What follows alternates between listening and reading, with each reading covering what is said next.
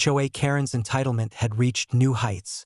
She had demanded my barn for a party, as if my property existed solely for her amusement.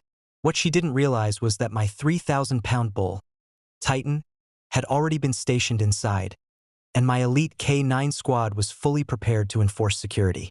Every inch of the barn, every possible entrance, and every potential disruption had been anticipated, monitored, and controlled. Karen's audacity would meet consequences she could never imagine. It was mid-afternoon when Karen arrived, her SUV skidding to a stop in the driveway, arms waving wildly, papers flapping in the breeze. "You have to give us the barn. It's for the HOA event. Step aside," she shouted, voice dripping with entitlement. I stepped forward calmly, Titan and Max flanking me, muscles coiled, eyes locked on her every movement. "Karen," I said, voice deliberate and commanding, "this barn is private property. Any attempt to enter or use it without permission is trespassing and harassment. You are not authorized here." Her face twisted in disbelief. She gestured frantically, attempting to call 911. But Titan let out a low growl, Max mirrored him, and the rest of the K9 squad subtly fanned out, cutting off all approaches. Karen's confidence began to waver as she realized that the barn, the property, and its occupants were fully secured. Desperate, she approached the barn doors, muttering under her breath. I opened the doors slowly. Titan, the 3,000-pound bull, was positioned perfectly inside, muscles tense and eyes locked on intruders. Max and the K9 squad fanned to strategic positions around the perimeter. The synchronized growls, heavy breathing, and sheer presence of the animals communicated one unambiguous message: enter at your own peril. Minutes later, officers arrived, not in response to her calls, but because I had preemptively notified them of potential trespassing. They assessed the scene, Titan stationary but alert, K9 squad information, and all legal documentation proving ownership and control of the barn. One officer addressed Karen firmly, "Ma'am, this property is privately owned. Any attempt to interfere or gain unauthorized access is illegal.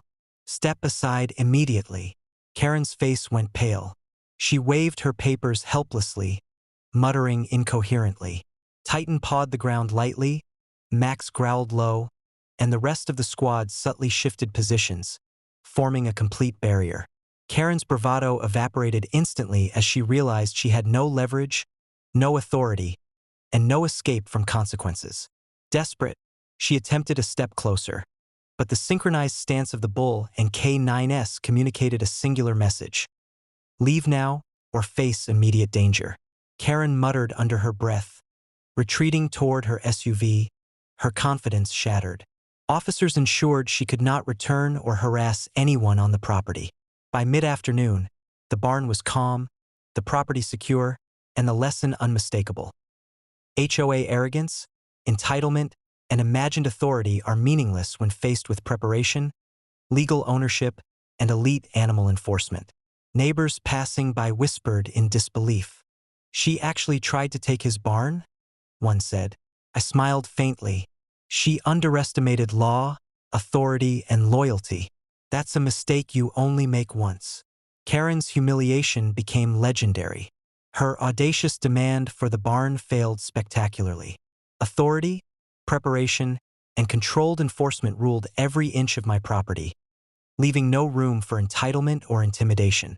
Titan lounged near the barn doors, Max patrolled the perimeter, and the rest of the squad maintained positions of silent vigilance.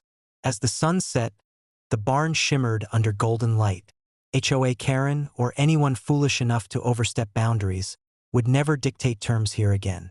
My barn, property, and peace remained fully intact, stronger than ever.